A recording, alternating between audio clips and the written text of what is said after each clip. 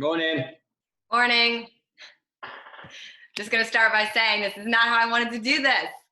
I like the energy of the other people on the other side, but we're being resourceful because Instagram we are. is not working. So we still want to answer your questions.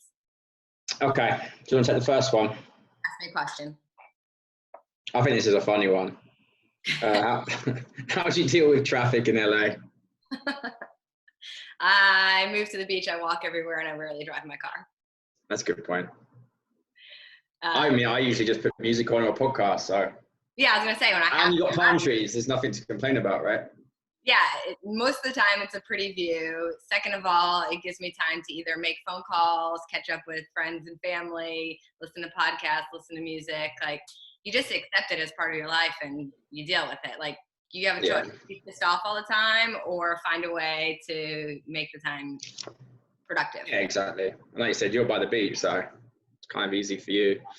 It's not like you have to sit in traffic every day. I mean, I don't know if I could do that hour and a half, 2 hours a day, like going to an office job. I don't think I'd be able to do that, but who knows? So that would definitely be like a motivating factor for me to become an entrepreneur and create my own schedule, which I did. Yeah, pretty much.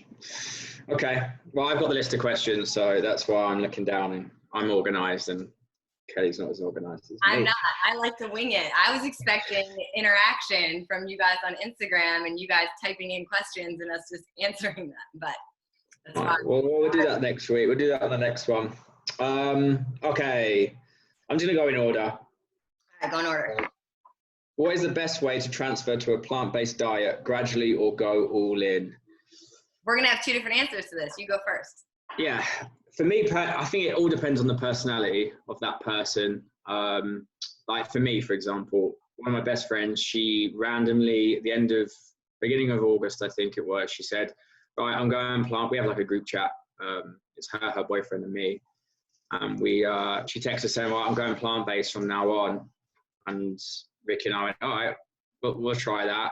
And then my point of view, because I loved meat, still do, don't have it, but I still crave it. It was I kind of put that restriction on myself. All right, I'll give it a go for a month or two, see how I feel. But once I was kind of going in kind of through it, I was like, fuck it, I'm going to go all in. I'll just try it for as long as I can and see the benefits. I'm now like 9 months in. I mean, of course I crave meat, but I just went completely all in, threw away all my meat, done, like just all plant-based now. So again, it depends on the personality, depends on the person. If you're going to overthink it, are you not? You know, are you going to, like my best mate in England, he's 80%, 20%. So 8% plant-based, 20% meat. And he has kind of his weekends when he eats meat. And it works for him. But for me, that wouldn't work because I know what I'm like. On Sunday, I'd probably grill up a big steak. I'd have leftovers. Monday will come. I'll just justify it in my head and go, oh, well, it's leftovers. I may as well. And then it will start to trickle. And before you know it, I'm back to eating meat. So I know personally, I can't do it. So if I kind of had little rules like that, I wouldn't be able to stick to it. So I'm all in or nothing for me. Kelly's a little bit different on you. Yeah. I mean, I completely agree with Nick that it just depends on your personality and where you're at. Like, if I look back at my story, this is my third time saying I'm going plant-based. The first time I did it was when I was in nutrition school and we studied like over 100 nutritional theories, and they would have us do different challenges, like try this way of eating for a couple weeks. And so one was being vegan. So for 2 weeks I was vegan, but I didn't have that much knowledge or information about it. I didn't really know what I could eat. I only knew what I couldn't eat. And so I felt like the first time I did it, I was tired, I was weak, I was hungry all the time, I had no energy, I lost a bunch of weight really quickly, and I felt like shit. But also looking back now, I didn't understand at the time that for most people, when you first go plant-based, there's actually a detox period. So what I was probably experiencing in that 2 weeks was my detox, but I didn't know that. I just knew that I didn't feel good. And so as soon as the 2 weeks were up, I was like, at that, I'm never being vegan again. Like, my body needs meat. That's what I told myself. Then fast forward like a whole lot years later, I was going through my divorce and I had PTSD, and I just felt miserable all the time, physically felt so awful. And I remember going to the doctor and she was like, your liver's boggy. Well, I knew that animal protein was really hard on the liver, that the liver has to process all of that. And I was like, okay, how can I support my liver? Let me eliminate animal protein. And that time I did it for almost 2 years until I filmed 80 Day Obsession. And then they didn't want 2 vegans on the program. So I went pescatarian. I started eating fish. And then after the program, I met Nick and I started eating chicken. And then like, it just kind of cycled and things like eased their way back in. But probably about 8 or 9 months ago, I was like feeling inflammation in my body again. I felt really swollen. I had like dark circles under my eyes. I just wasn't feeling my best. And I was like, when was the last time I felt my best? And it was when I was totally vegan. So I decided to go plant-based again. And since then, I've just felt amazing. And at this point, I feel like I have enough information where I'm just never going to go back. Like I never say never, but I can't foresee a reason why I would start eating animal protein again, because I know that I look and feel a million times better. And all of the books that I've read since then, like the knowledge I have, I don't crave meat like Nick. Like I never crave it. I don't miss it. It doesn't bother me at all. And all that knowledge I have now, it's like, once you know it, you can't unknow it. And I know how much better it is. So it's like, I can't justify that decision in my head anymore. Yeah, that's a good point. I mean, a follow-up question to that really is, when you started plant-based living, what was hard at first? For me, I just block it out. It wasn't like, I wasn't sitting there thinking I'm really wanting to taste meat right now, like a steak or sausage or even fish. It was going to the shop, and I still do it to this day. But I find it funny now. Back then, first couple of months, like I'd go past like what do you call it in America? Meat counter. Yeah. But we call it butchers, meat counter. So you go past there and I'm like, oh, fucking hell, look at that. I mean, that looks decent. But that's all it is. It's kind of, right, move on, mate. It's like, move on, go and get your tofu. That's pretty much how it is.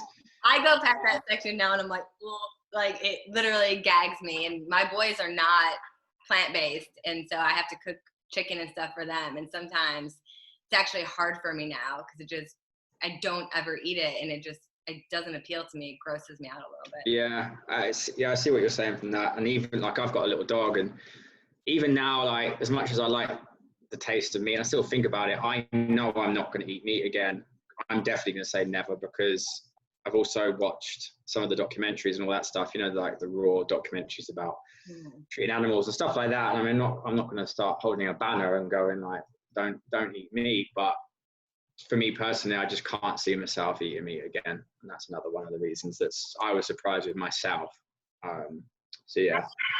Like for most people, if you could just get yourself to like even an 80-20 place, if you're just looking at it from the perspective of health benefits, but even if you want to like take into consideration your impact on the world and the environment and all of that, if you could get yourself to 80% plants and like you were saying about your best friend, just eating meat on the weekends or whatever, that would have such a dramatic impact on your overall health.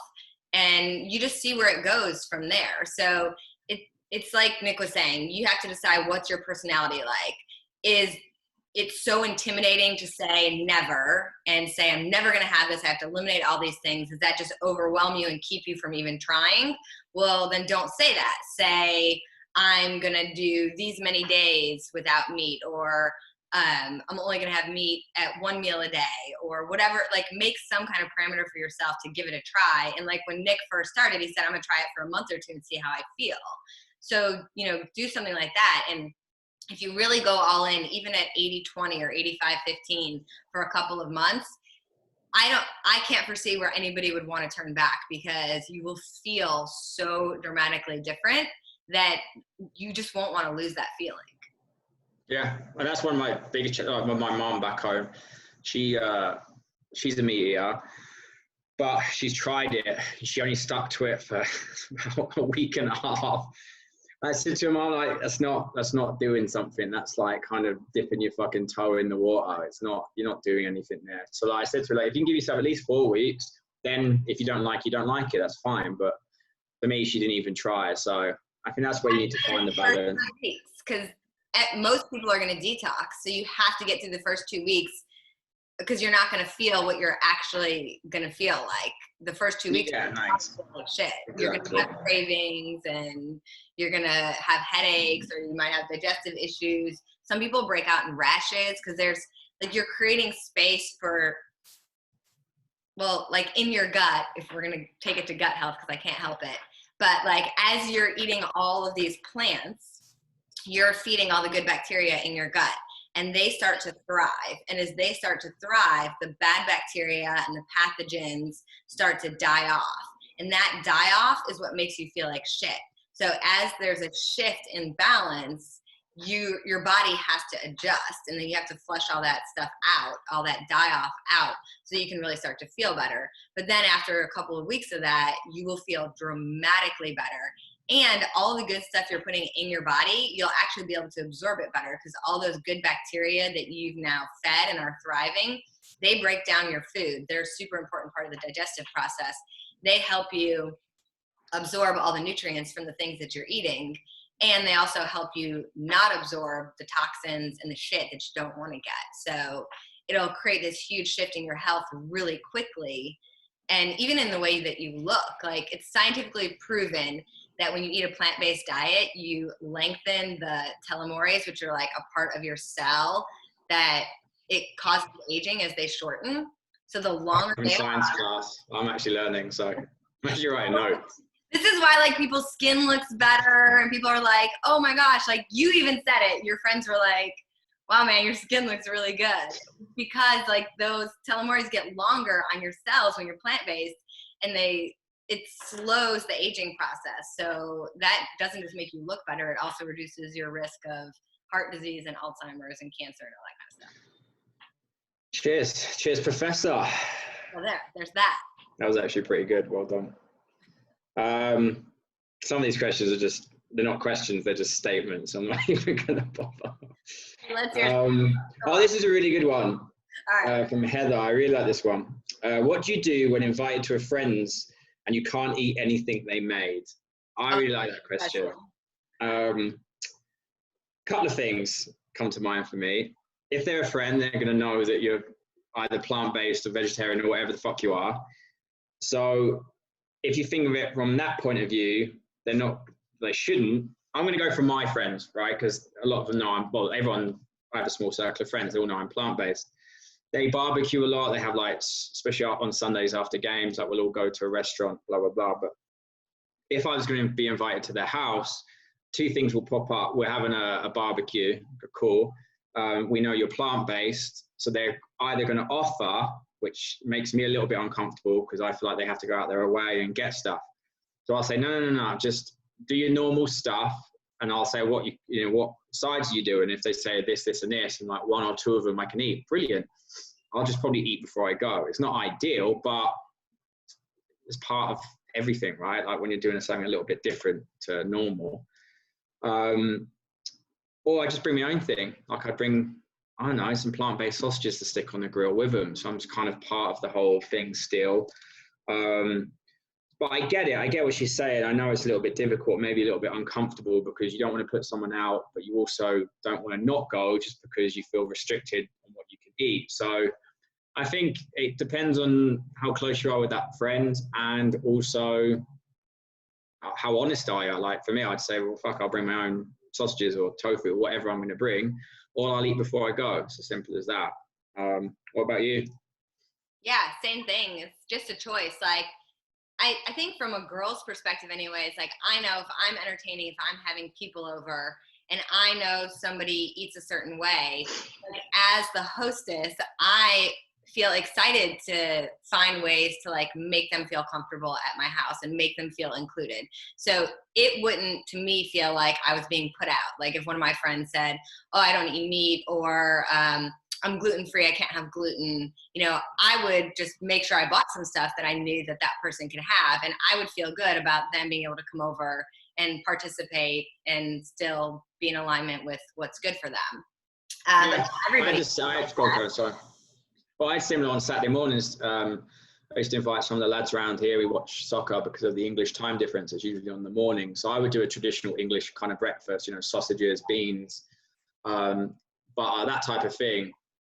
And this was right, that's when I moved to Albuquerque. It's like June, July time. But then as I went to plant-based in August, I still invite them over.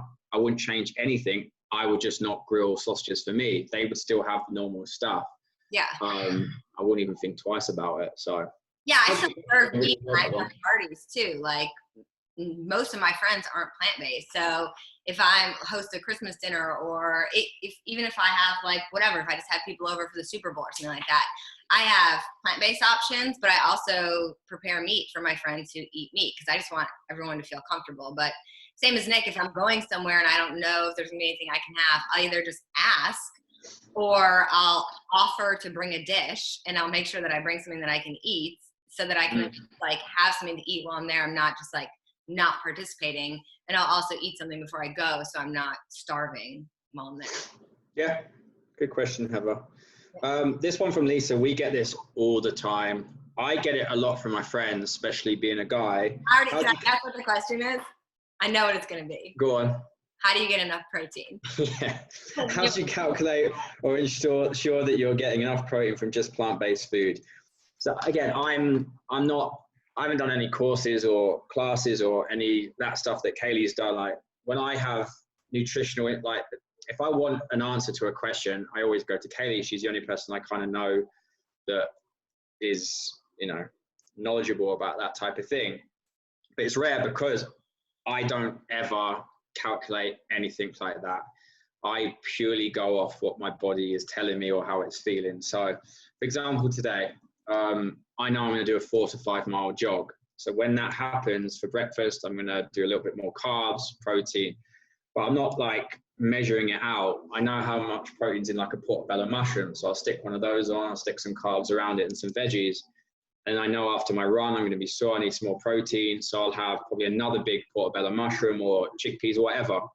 But I never measure. So if, let's say, Monday, Wednesdays, Fridays, I lift at the gym, I'll go on what my body's telling me. So if I'm sore than usual, I know my body is craving more protein. So I think, all right, next week, I'll add a little bit more protein to my diet. And sometimes there's the reverse effect. I feel a little bit bloated or a little bit kind of uncomfortable-ish. And that's when my body's telling me you've had too much protein. So that's how I deal with it. I know there's different, I've heard a lot of, measuring carbs, macros, whatever you call them, all that stuff. I don't understand it. So I don't have an opinion on it. But my biggest thing from everyone, especially from my guy friends, is the overthinking. Like I go to the gym, I need protein after the gym. Like, yeah, you do. You need it for muscle recovery, but don't overthink it. Just fucking stick some protein on your plate and get on with your day. Calie, you have a more scientific, probably. Nick makes the perfect point in that. So it's always hard when people ask this question, like, how much protein should I have, or how much of this should I have? Because we have bio-individuality. So like when people do my gut course and they're like, well, you didn't give us serving sizes and you didn't tell us what portion, like, do we need to use containers? Should we weigh our food? Do we need to measure macros? I don't include that on purpose because I want you to learn to do what Nick's just explained that he's doing, is listen to your body, because everyone's body is different. Your needs are unique. They're not going to be exactly the same as my needs or as Nick's needs or as anyone else's. And your needs are going to change depending on how you're sleeping, your stress levels, how intense are your workouts? Are you working out? Like, what are your energetic needs at this time in your life? So it's constantly evolving. So the best way for you to serve your body is for you to learn to listen to it, because it's always talking to you, just like Nick said. But the thing is, on the protein thing, macros, all that kind of stuff, I mean, for the most part, unless you're a bodybuilder or you have a medical condition like you're diabetic, the average person shouldn't have to worry about macros and measuring their food every day in order to feel good and to look good. You just want to focus on putting lots of healthy food on your plate and not eating all the processed shit. And protein deficiency is incredibly rare. I don't count my protein. I don't measure my protein. Neither does Nick. We both work out a lot. I have a lot of muscle on my body. And same as Nick, like if I feel like really tired, maybe towards the afternoon, lethargic, I'll think about like, what have I had? Did I have enough protein because I lifted really heavy today? And protein, essentially, like the last sciencey thing I'll say about it, because I don't want to go on my soapbox, it's our body. When we digest, we break food down into like smaller parts, and that is what our body uses to rebuild everything, right? So when protein breaks down, it breaks down into amino acids. Amino acids are the building blocks of protein. Then our body uses those amino acids to build the things that it needs to build.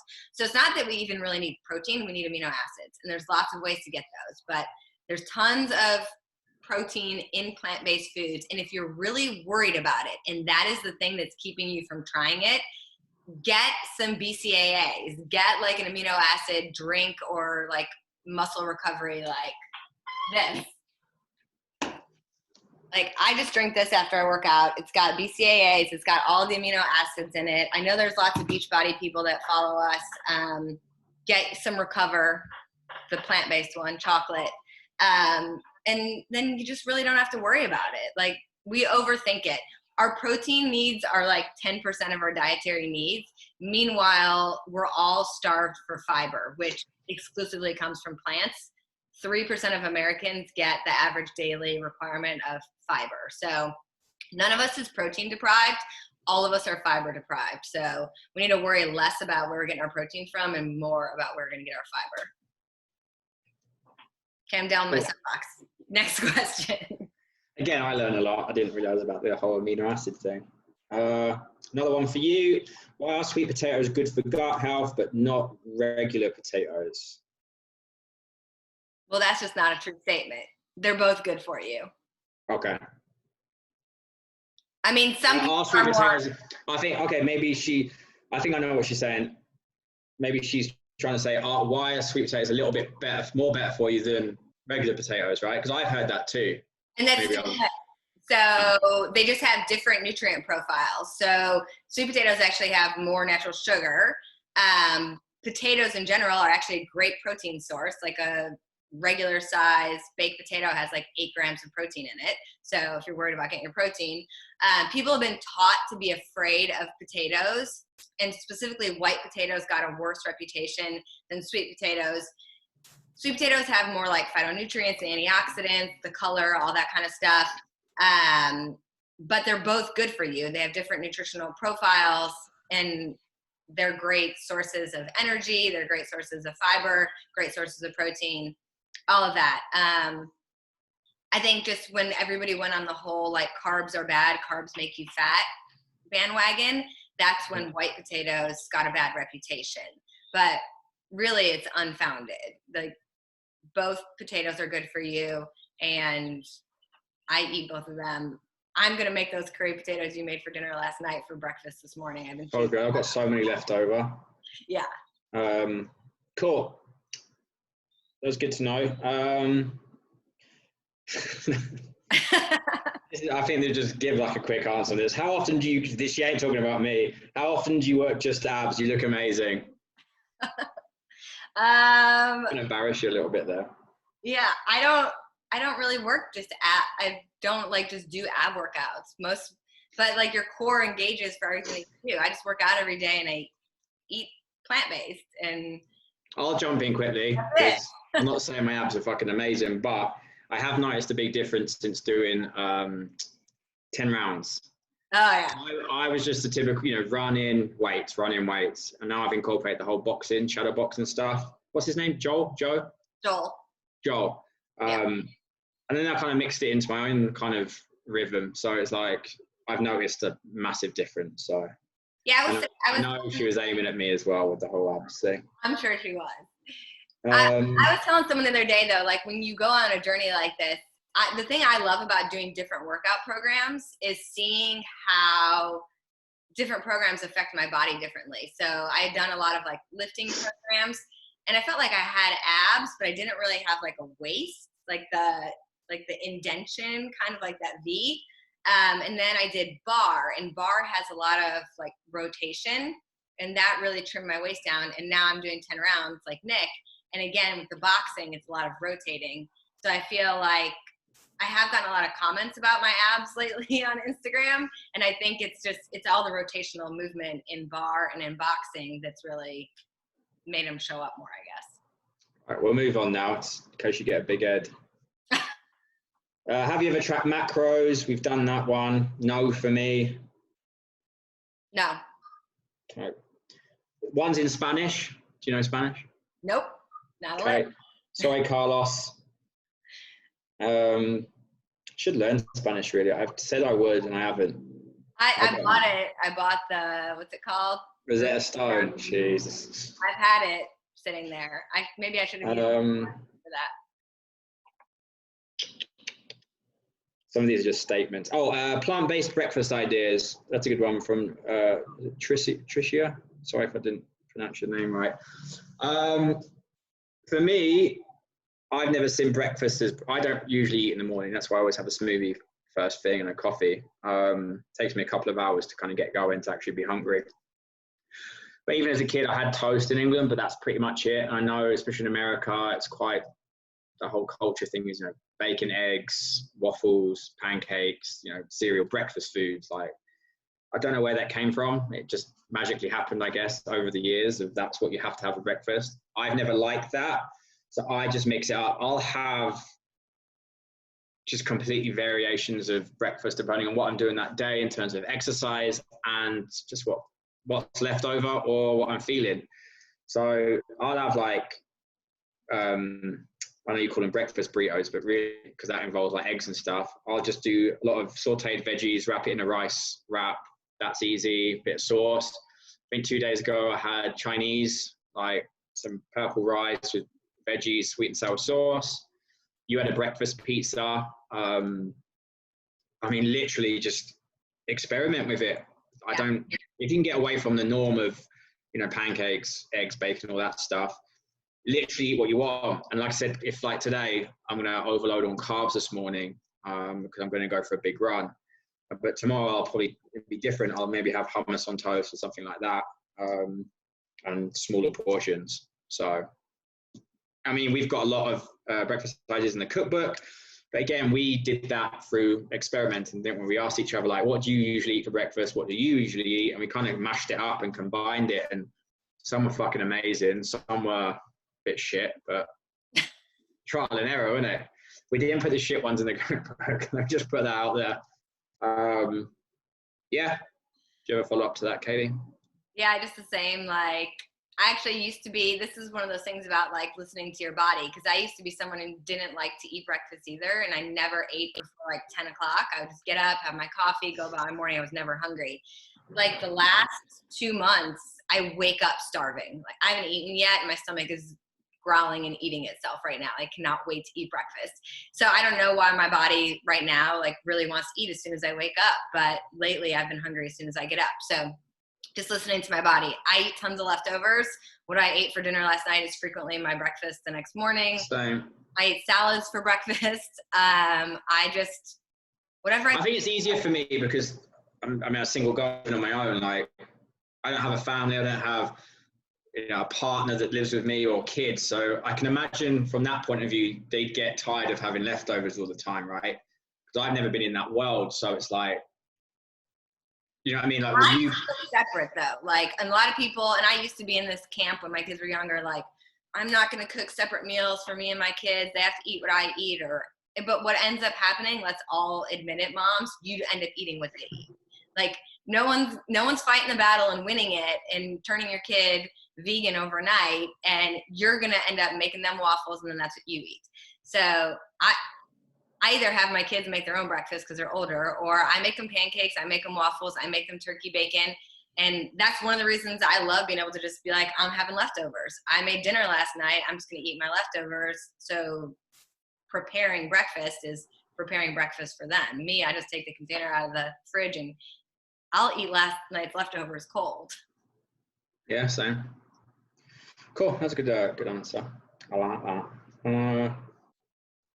Okay, another one. A lot of them about macros. And I know we've kind of we do what we want, but Yeah. Maybe this one's for you, definitely. What's the best test to see if you're lacking nutrients, vitamins? Is it doctor, naturopath? Yeah. Never heard that. A home test? Go for it. I don't know of any home tests that specifically will tell you if you have, like, what your vitamin levels are. The longevity gut health test that I promoted on my Instagram doesn't tell you what your actual levels are. It tells you what your guts, like how capable it is of absorbing certain nutrients. Bailey's in the background right now. Carry on. I'll keep. Anyways, so I would say, like, if you specifically want to know, like, do I have a vitamin B deficiency? Do I have a vitamin D deficiency? Something like that. Go to your doctor and you just ask for blood work. That's the best test. And a naturopath can order that as well. So either one, regular doctor or naturopath. That's probably one of the easiest things. It's just a simple blood test. Same person, Jamie. Similar question to we've already answered. With all the diets, how do you know you're eating enough calories or proper macros? Again, there's so many diets that I've seen. I've never strictly gone on a diet or done anything of that. I know my mum has, my sisters have, and they do that. We have like Weight Watchers in England. I don't know if you have that here. We have that. It's pretty popular. But again, it's very restrictive and it depends on your body. Like I take my sister, for example, like she would do something like Weight Watchers. And even when I was living back in England at the office, like we'd have a lot of people around and, you know, I'm on this diet, I'm not losing any weight. Are you running? Are you working out? Are you doing exercise? No. What do you expect is going to happen? Like, you've got to do more. So,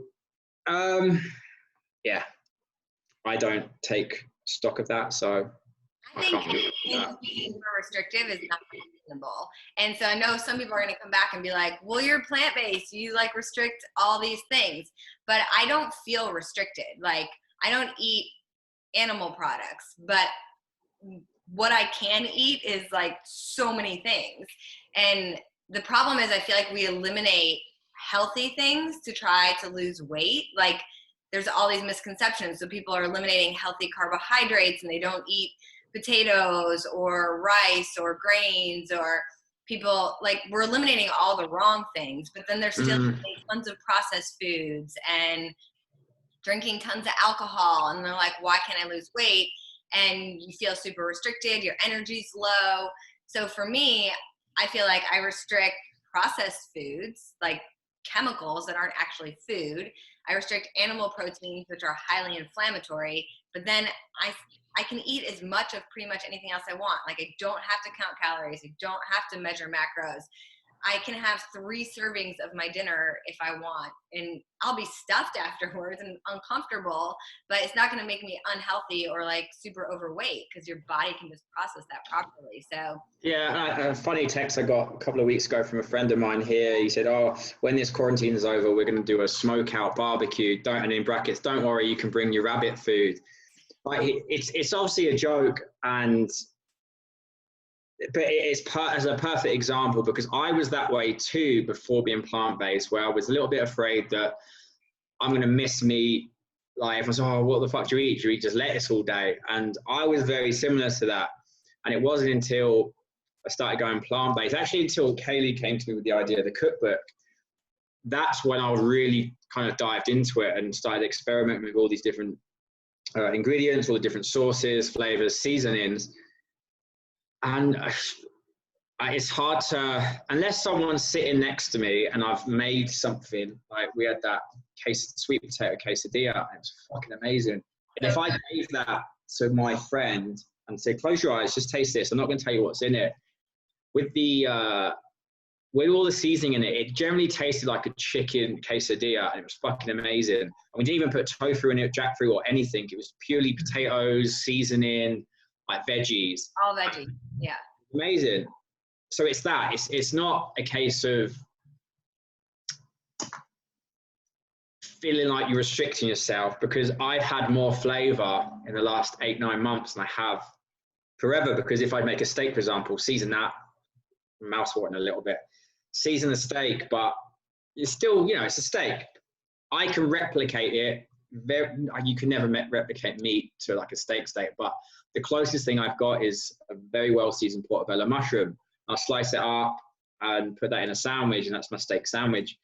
And I'm not going to kid myself and say, oh, this is exactly the same, because it's not, but it's so fucking close that there's no point of me thinking, oh shit, I'm craving that steak. To me, I've just had it. So again, I think you have to just go with an open mind. You got to experiment. I think not many people are educated on it, including myself. I'm really at the early stages. I'm 9 months in, so. That's why we did the cookbook, though. Like, the whole point exactly. of it is to show you guys like how much flavor you can get out of plant-based foods. I have never enjoyed my food more than I have in this last year, where I've been like just super creative with plants. I made a pizza last night. I was legitimately like, when it was over, I was so sad. I was like, should I make another one? I actually considered getting up and making a second full pizza because it was so fucking good. And I don't ever remember feeling like that about like a pepperoni pizza. Well, you feel like shit afterwards. When you have Domino's. When you have a Domino's, you're eating it, it's fucking amazing, but then afterwards you're like, oh, fuck a bit of shit. So that's the difference, big difference as well for me. I don't feel like a fucking slob when I'm done. So I feel like my food legitimately has so much more flavor now, because before I would always lead with the meat, like, okay, I'm gonna have chicken, or I'm gonna have salmon, or I'm gonna have steak, and then, okay, I need to have a vegetable, I better have a vegetable, so let me put a side of broccoli with this, and I'm gonna like throw some olive oil and salt and pepper on, and you know, maybe a little side salad. But now I'm like, ooh, what flavors can I combine? Like last night on my pizza, I had buffalo sauce, fresh garlic, onions, mushrooms, bell peppers, smoky tempeh bacon, pineapple, and fresh like parsley and seasonings. And it was the flavor explosion in my mouth. And then if I was just like still eating meat and stuff, I would have just put cheese, pepperoni, and maybe some spinach on there. And it would have been good, but I'm telling you, it wouldn't have touched the pizza that I made last night. Yeah, and one of the things as we were starting the cookbook as well, it was, without sounding selfish, it was almost like, this is just a book for me and Calie, in a way of like, I said to her, I want this, and you said it too, like, we want this to be an actual book we'd follow now, like as we are. So that was kind of a big motivator. And I always forget, because I'll text her and say, oh, how did we make? And then she'll just say, check the cookbook. And oh, fuck yeah. So it's like, I'm still trying to learn as well. But I think we've got one more question. Okay. It's not a question. Some guy said, great profile.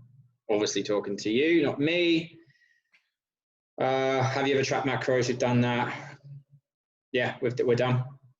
Awesome. There's no more. It's a shame that, well, next time we'll go live and there'll be obviously incoming questions. Yeah, as we go. So, we're sticking this on the website, and next week we'll hopefully Instagram up and running. As soon as it downloads, I'll send you the link and you can load it up on the website. Cool. All right. Sounds good. All right. Cheers.